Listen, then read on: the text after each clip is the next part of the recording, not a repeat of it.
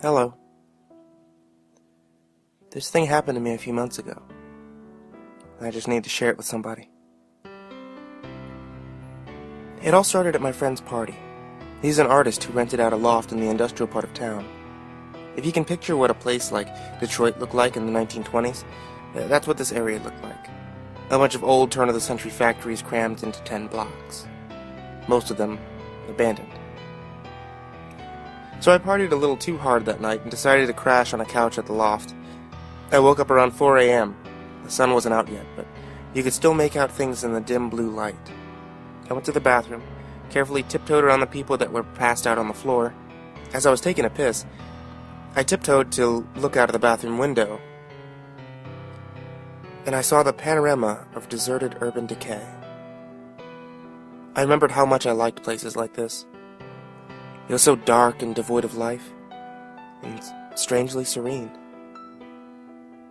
So I went back to the couch and tried to fall asleep.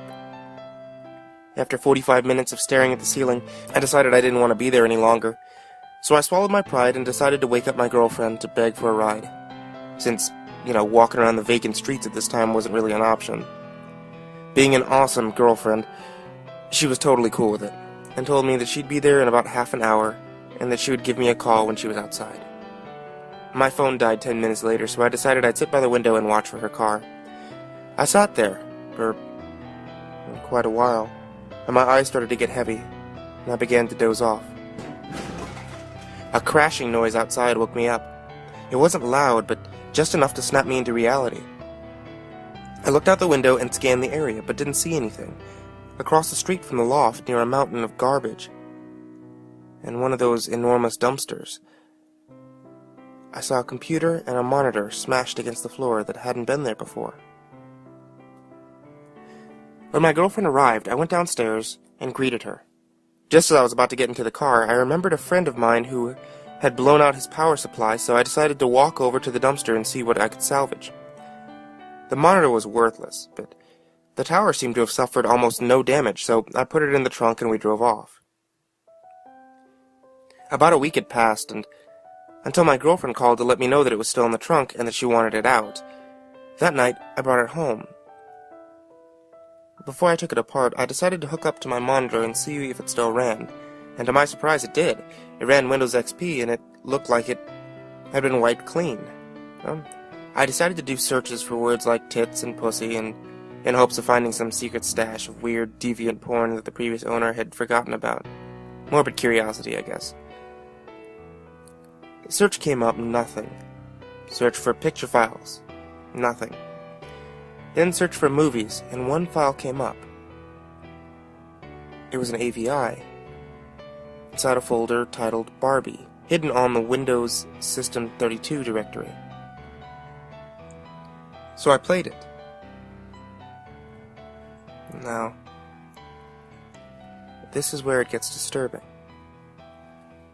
The movie was about an hour long. It was made of what seemed like raw exported footage. The footage was of this woman sitting in a chair and talking against a white backdrop. I skipped through most of the movie, and it was all the same continuous shot. Then I decided to sit through the footage and find out what she was talking about. 15 seconds into the footage, the audio goes completely bad, and her voice is drowned in harsh, static back noise. I couldn't make out a thing. So I imported the footage into Final Cut and tried to mess with the levels to isolate her voice. It helped a little, but I still couldn't hear what she was saying. I was intrigued now, and I began to really pay attention to her face and body language. It seems that she's being asked some kinds of questions because she stops at times to listen and then continues talking. About 15 minutes into the footage, her face begins to redden and contort, as if the questions are bothering her. But she continues to answer them anyway. Shortly after, she begins crying. She sobs hysterically for the duration of the film. One of the few words I could lip read was skin. She repeats this word many times throughout the footage, and at one point she even pulls at the skin from her arm and mouths the word. She seems to be very unhappy with her skin. It kept on building and building, and about 40 minutes in, She's crying so hard she can barely look at the camera. She starts talking at this point, and the rest of the footage is just her crying with her head down. Oddly enough, she doesn't get up or move. The screen just fades to black. I was fucking dumbfounded. I played the whole thing through many times that night, trying to find inflections and nuances in her movement that would reveal anything else about what was going on. I felt so dissatisfied. I wanted to know more. That's when I noticed that there was about 10 more minutes left on the timeline after the screen went black, and about 2 minutes in there was more footage.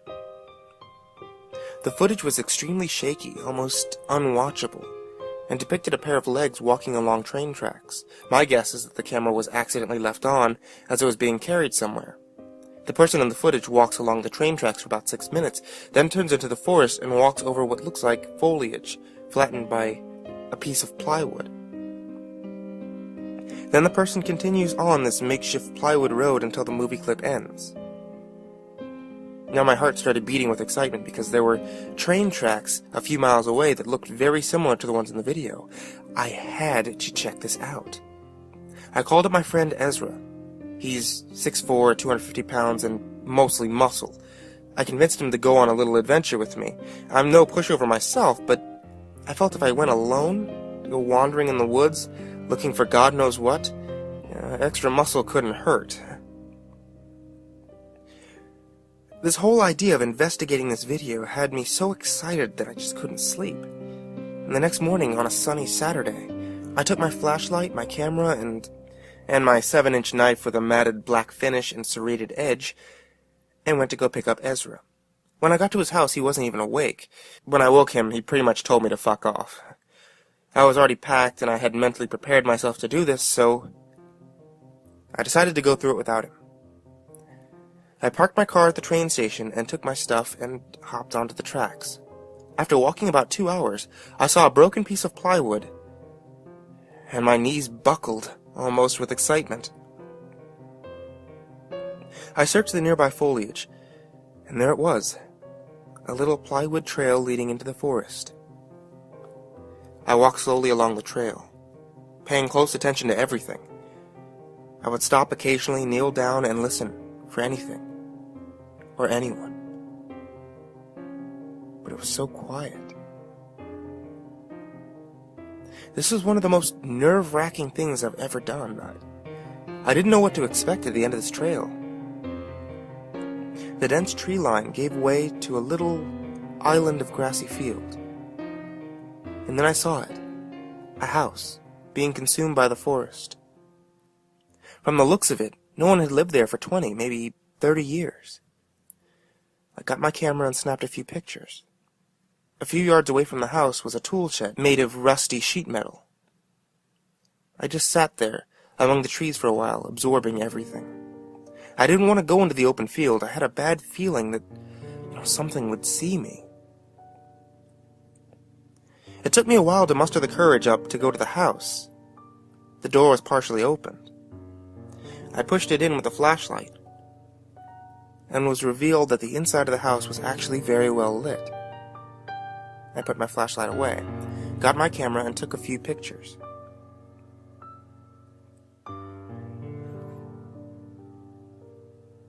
There was no furniture. The floor was riddled with bricks and wood and rubble, and some of the walls had huge holes in them. Then I went in further to explore. I saw some things that I didn't pay much mind to in that moment, but now that I think about them in hindsight, they greatly disturbed me. The first thing that seemed a little odd was that one of the doors in the first room that I presume led to the basement seemed a little too new to be in this house. It was also the only door in the house that was locked. Also, when I made my way to the second floor, I saw some chairs and a fold-up table that seemed a little too new to be there. But what disturbed me most, for some reason, was the bathroom. The dust on the mirror had been wiped away, and in the bathtub I saw a clear plastic tarp that still had water droplets on it from when I presume it was washed clean. Then I heard something moan, really loud. That's when I jumped the fuck out of the second-story window and ran back to the tracks.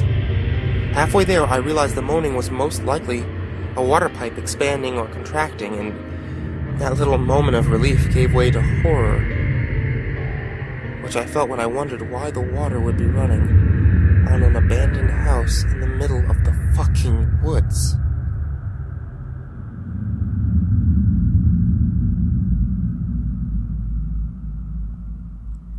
It's been a little more than 2 months since this happened, and I haven't gone back there. Nor do I ever plan to.